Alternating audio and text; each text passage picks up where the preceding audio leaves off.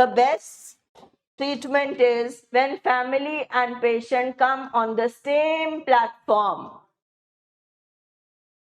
क्योंकि हम बैठे जरूर हैं, इकट्ठे जरूर आए हैं, मगर हम दिल से इकट्ठे नहीं है, हम इकट्ठे नहीं है। तो इस प्लेटफॉर्म का पहले ये काम है कि पेशेंट को बताओ तुम्हारी गलती नहीं है, you are not to be blamed, you have a disease. और उसकी फैमिली को भी बताओ पेशेंट की गलती नहीं है, और पेशेंट को बताओ फैमिली की गलती नहीं है। तो ये सारा जो चीज है पेशेंट और फैमिली दोनों का होता है। This is what I wanted to say. And in the end एक ब्रेन खराब हुआ है, ठीक है, जो हार्डवेयर है, जो बॉडी है, जो केमिकल्स है, उसके लिए साइंस ने 3 तरह की बस दवाइयां दी हैं। दवाई सिर्फ और सिर्फ एक सपोर्ट सिस्टम है, ट्रीटमेंट को, ट्रेनिंग को वो सपोर्ट करता है, which is very important. Till doctor tells you अब बंद कर दो, कम कर दो, बढ़ा दो, व्हाटएवर, ठीक है। प्लस मींस इसके साथ कुछ और भी है कि माइंड खराब हुआ है, और माइंड की हमेशा ट्रेनिंग होती है।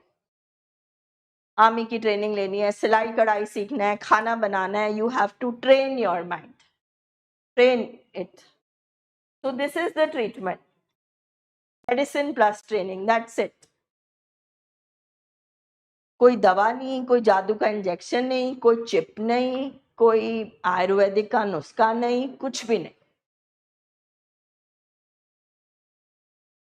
और ये जो कनिंग बीमारी है, ये जो बैफलिंग बीमारी है, जो कॉम्प्लेक्स बीमारी है, जो जड़ है जिसकी वजह से बीमारी आई, वो यहाँ पे बैठ के सीखना पड़ेगा।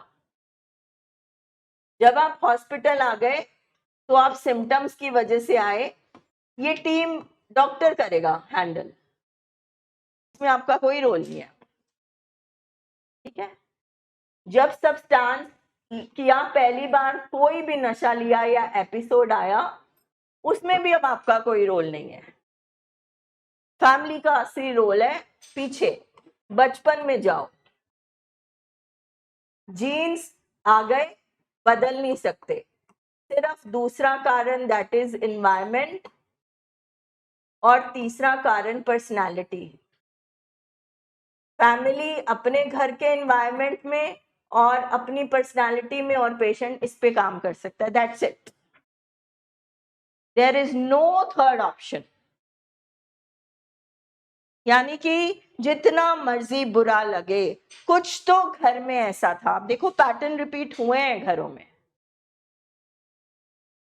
काफी देर बाद हमें पता चलता है फादर भी ऐसे ही थे, फादर भी चुप रहते थे, फादर भी एक्सप्रेस नहीं करते थे, या फादर भी काम नहीं करते थे, फादर की भी अकाउंटेबिलिटी नहीं थी, या फादर भी झूठ बोलते थे, या मदर ऐसी थी, मदर खूब इनेबलिंग करती थी, मदर खूब छुपाती थी, जैसे मर्जी, whatever. There are addictive patterns in our family जो यहाँ पर बैठ के हम ढूंढते हैं। तो ये दोनों का काम है, ये सिर्फ और सिर्फ पेशेंट पर नहीं डाल सकते।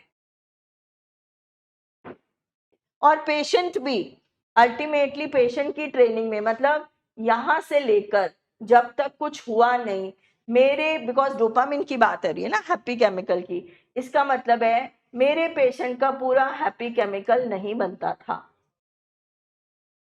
और अगर घर में हैप्पी केमिकल नहीं था पूरा, इसका मतलब है उस एनवायरनमेंट में भी हैप्पी केमिकल नहीं होता था।